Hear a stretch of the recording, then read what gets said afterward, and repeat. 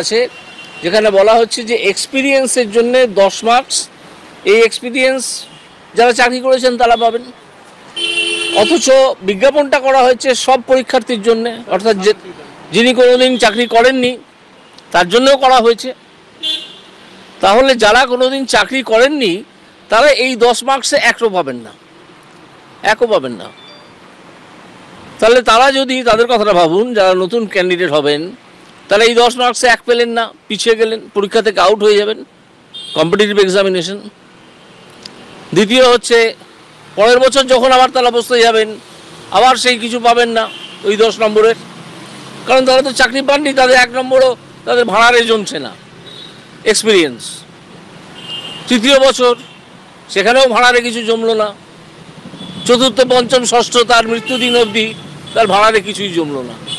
এটা কি ধরনের আইন হলো, ডিসক্রিমিনেটরি, আমি বুঝতে পারলাম না এটা কেন করা হলো। নতুন আপডেট পেতে সাবস্ক্রাইব করুন নিউজ আপ ডেইলি।